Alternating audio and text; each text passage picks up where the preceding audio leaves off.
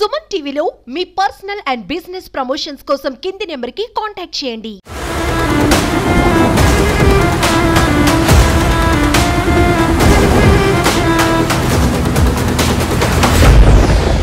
Welcome to Suman TV. Telugu రాష్ట్రాలకి మళ్ళీ భారీ వర్ష సూచన ఉన్నట్టుగా తెలుస్తుంది. ముఖ్యంగా తెలంగాణలో అనేక ప్రాంతాల్లో మోస్తరు వర్షాలు కురిసే అవకాశం కనిపిస్తుంది.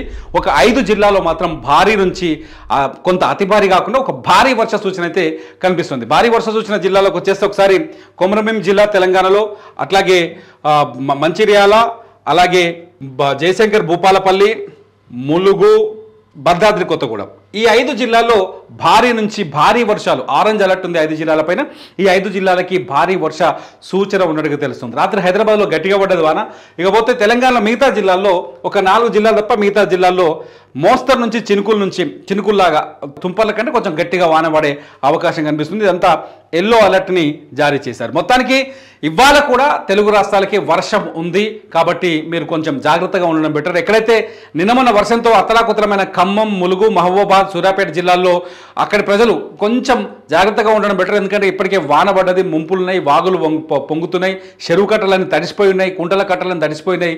ఒకవేళ గట్టి వాన పడితే మాత్రం ప్రమాదం ఉంటుంది. కొంచెం జాగ్రత్తగా ఉండడం బెటర్. ఇక ఆంధ్రప్రదేశ్ గోదావరి ఒకసారి ఏలూరు, ఈస్ట్ గోదావరి, కాకినాడ జిల్లాలకి ఇవాళ ఆరెంజ్ అలర్ట్ని జారీ చేసింది వాతావరణ శాఖ. ఈ జిల్లాల్లో భారీ వర్ష సూచన ఉందని అనుకోవాలి. ఈ జిల్లాలో ఖచ్చితంగా భారీ వర్షాలు పడే అవకాశం కనిపిస్తుంది. ఇక ఎల్లో అలర్ట్ ఉంది మిగతా ప్లేస్లో ఒక 3 జిల్లాల్లో తప్ప మిగతా జిల్లాల్లో, ఇక్కడ రాయలసీమలో ఒక 3 జిల్లాలు తప్ప మిగతా చోట్ల అన్ని చోట్ల ఎల్లో అలర్ట్ చూపిస్తుంది వాతావరణ శాఖ.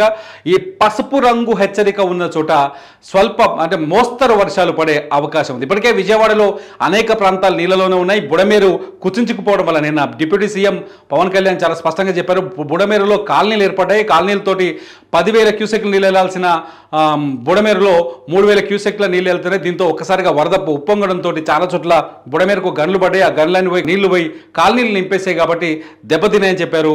వాతావరణ శాఖ అదే చెప్తుంది, ముఖ్యమంత్రి అదే చెప్తున్నారు, ప్రభుత్వం అదే చెప్తుంది. కొంచెం జాగ్రత్తగా ఉండడం బెటర్. మళ్ళీ విజయవాడ మీద వర్షం పడొద్దని మనం కోరుకుందాం. కాకపోతే ఆక్రమిత ప్రాంతాల్లో ఉన్నవాళ్ళు, నదులకు దగ్గరగా పక్కల్లో నిలవ ఉన్నవారు, లేకపోతే వాగులకు పక్కన నీళ్ళు కట్టుకున్న వాళ్ళు, వీళ్ళంతా జాగ్రత్తగా ఉండడం బెటర్ అని ఇప్పటికే మరోసారి వాతావరణ శాఖ చూస్తుంటే అర్థమవుతుంది. చాలా చోట్ల అతి భారీ వర్షాల చోట కట్టలు దిగిపోయే అవకాశం ఉంది, చెరువు కట్టలు, కాలువ కట్టలు దిగిపోయే అవకాశం ఉందని చెప్తుంది. కాబట్టి వర్షం పట్ల కొంచెం జాగ్రత్తగా అప్రమత్తంగా ఉండటం చాలా బెటర్. ప్రభుత్వం అన్నిసార్లు ఆదుకోదు, మనం ముందు జాగ్రత్తగా ఉండాలి, ఆ తర్వాత ప్రభుత్వం ఖచ్చితంగా హెల్ప్ చేస్తుంది. కాబట్టి మనం ముందు ఎడ్యుకేట్ అయి ఉండాలనే ఉద్దేశంతో ఈ వీడియో చేస్తున్నాం. చూస్తూనే ఉండి మరిన్ని వెదర్ అప్డేట్స్ కోసం సుమన్ టీవీ.